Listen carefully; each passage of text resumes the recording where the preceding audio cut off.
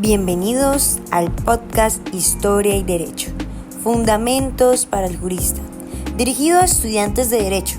Este episodio tiene como objetivo hacer más accesibles y atractiva la comprensión de uno de los pilares del derecho clásico, el régimen de las personas en el derecho romano.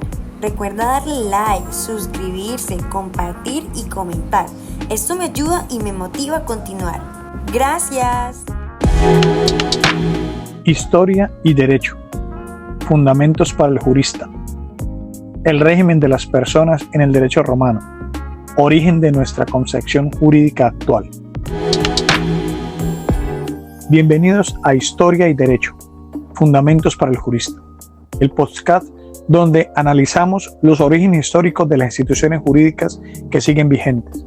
Yo soy Leonardo Yotol Díaz Huechá y en este episodio vamos a viajar a la antigua Roma, una civilización que, más allá de sus monumentales conquistas militares y su impresionante legado cultural, nos dejó una huella indeleble en la manera en que entendemos y aplicamos el derecho. Hoy hablaremos de algo fundamental en cualquier sistema jurídico, el régimen de las personas en el derecho romano. Aunque pueda sonar como una lección teórica, créame que este tema sigue presente en muchos de los conceptos legales que manejamos en la actualidad.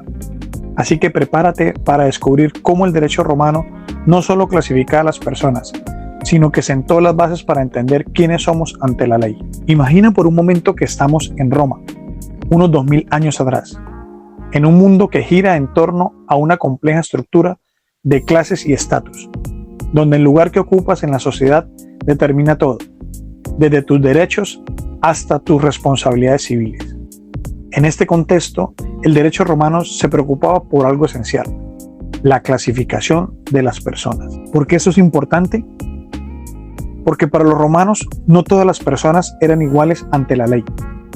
Esta distinción es clave para entender cómo la noción de persona se fue transformando a lo largo del tiempo, hasta llegar a los conceptos modernos de capacidad jurídica y de derechos civiles que hoy estudiamos y defendemos.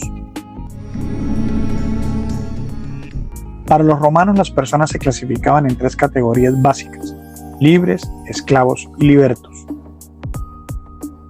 Comencemos por los libres. Aquí encontramos dos subdivisiones cruciales: los ciudadanos romanos y los no ciudadanos.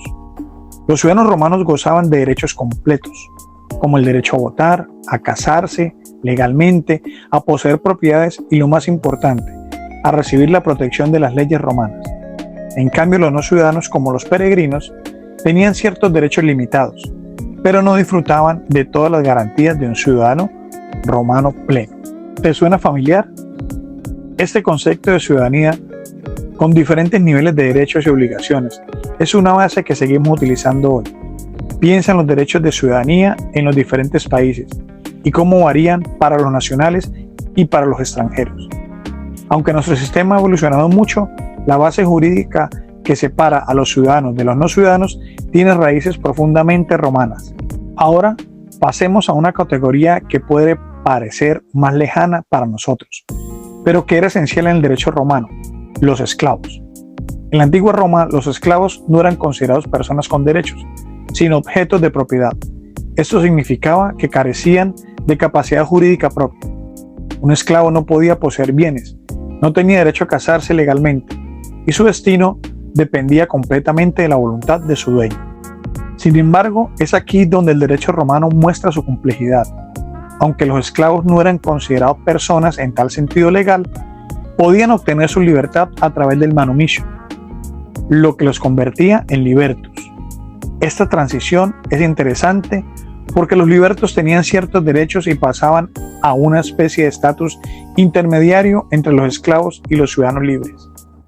No eran completamente igual a los ciudadanos de nacimiento, pero ya no eran considerados meros objetos. Lo fascinante del régimen de las personas en el derecho romano es que nos muestra cómo una sociedad podía organizar su estructura legal en función de la condición y el estatus de cada individuo. Esta jerarquía no solo influía en los derechos y deberes de una persona, sino también en su dignidad y en su valor ante la ley. Es aquí donde podemos reflexionar sobre el impacto a lo largo del plazo de esta estructura. Aunque hoy en día hablamos de igualdad ante la ley, Las jerarquías legales que nacieron en Roma influyeron en siglos de historia legal, incluso durante la Edad Media y la Edad Moderna. Estas divisiones entre libres, esclavos y libertos, entre ciudadanos y no ciudadanos, siguieron moldeando el derecho en Europa y más allá. Pero, ¿por qué debemos entender de esto como estudiantes de derecho en el siglo XXI? Estudiar el régimen de las personas en el derecho romano no es solo un ejercicio académico, nos permite entender que los conceptos de capacidad jurídica, derechos civiles y protección legal han evolucionado desde la estructura social profundamente desiguales. Y aunque hoy en día defendemos la igualdad de todos ante la ley, es fundamental recordar que esta igualdad es fruto de una larga evolución histórica. Por eso, como futuros juristas, es crucial que comprendas de dónde viene el derecho que hoy estudias. Al conocer estas raíces, tendrás una visión más completa y crítica de cómo aplicamos el derecho en la actualidad y cómo podemos seguir mejorándolo para garantizar una verdadera igualdad de derechos. En resumen, el régimen de las personas en el derecho romano fue el primer gran intento de definir legalmente quiénes eran sujetos de derechos y quiénes no. Aunque nos parezca distante, este marco legal sigue presente en nuestra forma de concebir el derecho y es un recordatorio de cuánto hemos avanzado y de lo que aún nos queda por hacer. Si te ha gustado este episodio y quieres seguir profundizando en la relación entre la historia y el derecho, no olvides darles like, suscribirte, compartir y comentar. Esto me ayuda y motiva a continuar. En Historia y Derecho, Fundamentos para el Jurista, seguiremos explorando cómo los grandes sistemas legales del pasado moldean nuestro presente. ¿Te gustaría añadir algún otro tema o ajuste en el enfoque? Déjalo saber en la caja de comentarios. Gracias.